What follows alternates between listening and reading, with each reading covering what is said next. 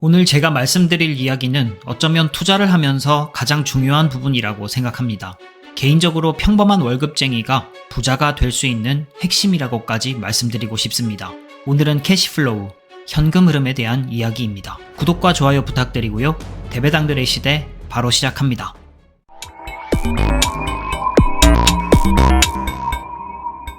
여러분께서는 투자에서 성공하려면 이 세 가지 중 무엇이 가장 중요하다고 생각하시나요? 수익률, 시간, 투자금 증폭. 셋 다 중요합니다. 누구나 아는 이야기죠. 하지만 우리의 투자 환경을 다시 한번 돌아볼 필요가 있습니다. 언론 기사, 직장에서 들리는 주식 이야기, 내 마음속 깊은 곳에서는 수익률이 가장 중요하다는 메시지가 끊임없이 나옵니다. 나는 이번엔 시장을 이길 수 있지 않을까 라는 기대도 하고요. 주식시장에서 어떤 종목이 칭송받고 비난받는 거의 모든 이유는 최근 몇 년간의 수익률입니다.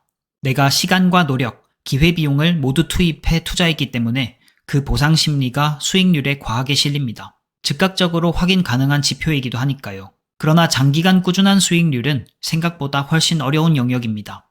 미국 금융 리서치 기관 달바와 JP 모건의 자료에서도 1998년부터 2017년까지 20년간 개인 투자자의 연평균 수익률은 2.6%에 불과하다는 충격적인 데이터가 있습니다. 이건 역사적으로도 반복되는 사실입니다. 코스피가 2025년에 60에서 70%나 올랐을 때도 시장 참여자의 절반 이상은 손실 중이라는 기사 역시 같은 맥락입니다. 피터 린치의 마젤란 펀드 역설, 버핏과 해치펀드의 내기 등 시장이 꾸준히 우상향해도 사람들의 수익률은 비례하지 않는다는 사실은 여러 사례로 입증되어 있습니다. 인덱스 펀드를 창시한 존 보글이 ETF가 개발될 당시 개인에게 오히려 트레이딩을 조장하여 수익률이 떨어질 우려가 있다고 이야기한 것도 이러한 이유입니다. 시장이 꾸준히 올라도 심지어 지수 ETF에 투자해도 수익은 비례하지 않으며 앞으로 여러분 인생에서 지수 ETF를 팔거나 적립식 매수를 중단해야 하는 수십, 수백 가지 이유가 생겨날 것입니다. 그것을 잘 이겨내야 하겠죠. 그래서 장기 투자, 배당 투자, 지수 투자를 이야기하는 사람들의 공통점은 통제 불가능한 요소인 수익률이 아닌 통제 가능한 요소, 시간과 투자금 증폭에 집중한다는 것입니다. 이분들의 글이나 영상을 보면 대부분 긴 시간의 중요성, 재투자, 소득 확장, 복리의 구조를 이야기합니다. 하지만 댓글 대부분은 수익률 몇 배, 그 종목을 왜 사냐, 나는 1년 만에 투자로만 몇 억 벌었다, 이런 이야기가 자주 달립니다. 아마 투자가 존재하는 한 인간의 본능은 더 즉각적이고 자극적인 수익률에 끌릴 것입니다. 물론 수익률이 중요하지 않다는 뜻은 절대 아닙니다. 장기 투자에서 수익률 1% 차이는 20년 뒤 엄청난 차이를 만들어내기 때문이죠.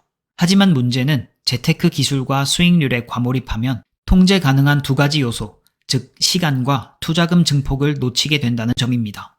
요즘 저는 운전할 때나 글을 쓸 때 버크셔 해서웨이 주총을 틀어놓습니다. 그중 2021년 주주총회에서 버핏과 멍거의 의견이 갈리는 장면이 있었는데 너무 흥미롭더라고요. 그 장면을 구독자 여러분께 소개하고 버크셔의 구조와 현금 흐름에 대한 제 생각을 말씀드리려 합니다.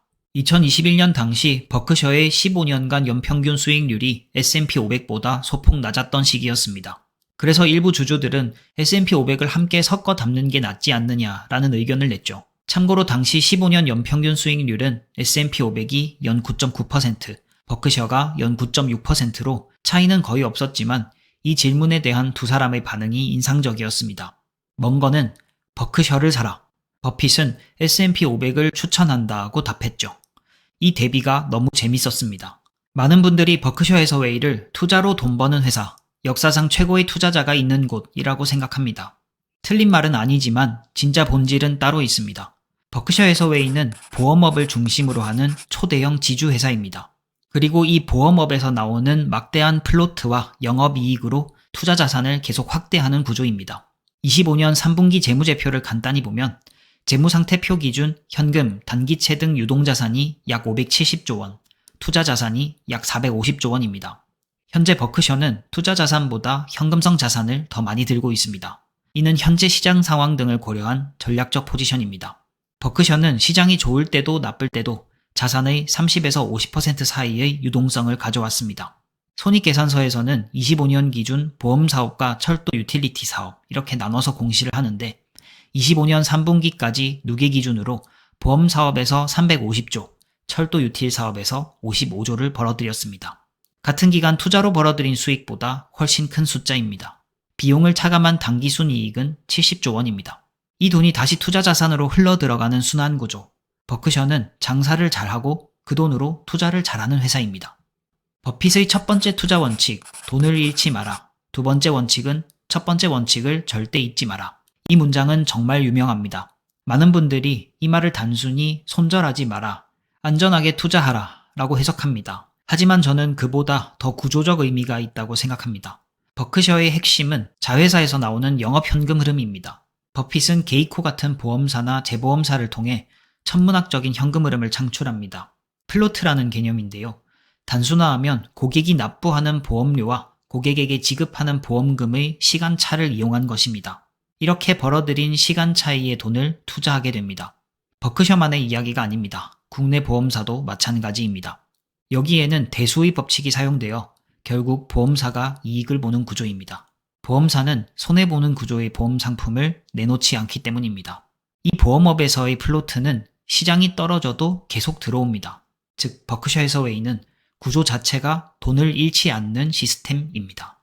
이것을 개인에게 적용해보면 어떨까요? 소득을 확장하고 지출을 통제하여 손익계산서의 현금을 폭발시킨 뒤 이를 재무상태표로 옮겨라.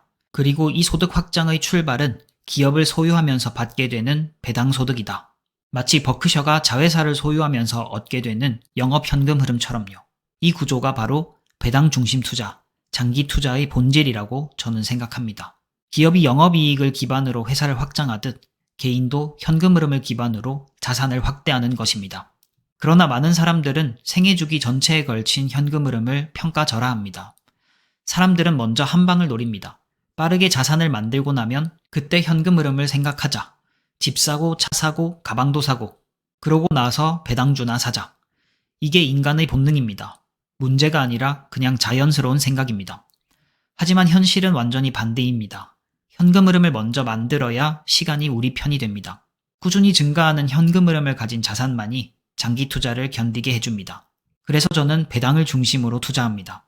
기업을 소유하는 것은 곧 대배당이라는 지주회사의 자회사를 사는 것이라고 생각합니다. 그래서 저는 개별 주식을 거의 매도하지 않습니다. 엑슨모빌, 브로드컴, 유나이티드 헬스그룹처럼 가치 대비 저평가된 기업이 보일 때 현금 흐름으로 빠르게 매수할 수 있다는 것도 장점입니다. 이것이 현금 흐름이 성장을 가능하게 하는 구조가 됩니다. 저는 재무와 회계 관련된 일을 12년째 하고 있습니다. 기업의 돈에 대한 일이죠.